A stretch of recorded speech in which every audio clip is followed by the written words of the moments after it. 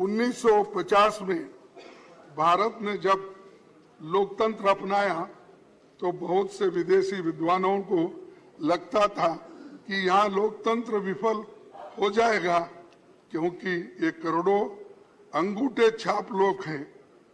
तब ब्रिटिश प्रधानमंत्री, आपको तो मालूम है, फिर मैं बोलने की आवश्यकता नहीं है, फिर भी चर्चिल ने यहाँ तक कहा था, अंग्रेज चले गए तो उनके द्वारा स्थापित न्यायपालिका, स्वास्थ्य सेवाएं, रेलवे और लोक निर्माण का पूरा तंत्र खत्म हो जाएगा। ये चर्चिल ने कहा। यानी इतना अंडरमाइन किया हमको कि ये लोग अनपढ़ है, अंगूठे छाप है, ये लोग क्या करेंगे, डेमोक्रेसी को कैसा टिकाएंगे।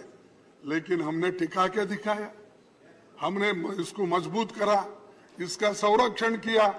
और बार बार हमको टोका जाता है, 70 साल में आपने क्या किया।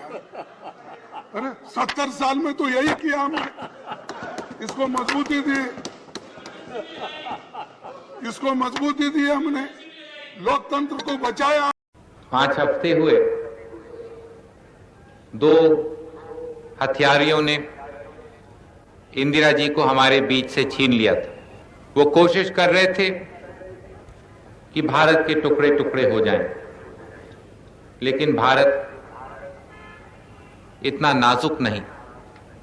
भारत की नींव गांधी जी ने, पंडित जी ने, इंदिरा जी ने लगाई थी। वो किसी हथियारे की गोली से नहीं टूट सकता है। भारत एक मजबूत देश है। भारत की एकता और अखंडता पर कोई अपना हाथ नहीं लगा सकता है। हम देखेंगे कि भारत मजबूत रहेगा, दुनिया की किसी भी शक्ति का सामना कर पाएगा। हम भारत की आजादी को बचाएंगे। भारत 37 साल से आजाद है, 37 साल से लोकतंत्र है। आज बहुत कम देश हैं, खासकर विकासशील देश, जो लोकतंत्र हैं, जो सचमुच में आजाद है।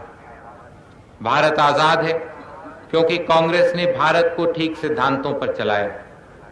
कांग्रेस के सिद्धांतों पर, कांग्रेस के विचारधाराओं से और कांग्रेस के कार्यक्रमों के साथ भारत आगे बढ़ा है, मजबूत हुआ है, आत्मनिर्भर हुआ है। और हम अपने पैरों पर खड़े होकर अपनी आजादी को बचा सके, दुनिया की शक्तियों का सामना कर सके। दूसरे देश जो आजाद हुए थे वो आजादी खो चुके, या आर्थिक दबाव के नीचे आ गए, या मिलिट्री दबाव के नीचे आ गए, या किसी के राजनीतिक दबाव के नीचे आ गए। दूसरे थे जो शुरू में लोकतंत्र थे, लेकिन बहुत जल्दी तानाशाही बन गई वहां पर। यह हुआ क्योंकि वो देश ठीक रास्ते पर नहीं चले थे। कोई पार्टी नहीं थी, उनके नेताओं में काफी दूरदृष्टि नहीं थी, उन्हें बंधा रखने के लिए, एक रखने के लिए, दुनिया की शक्तियों का सामना करने के लिए। लेकिन भारत ने किया, कांग्रेस के नेतृत्व के नीचे भारत ने किया।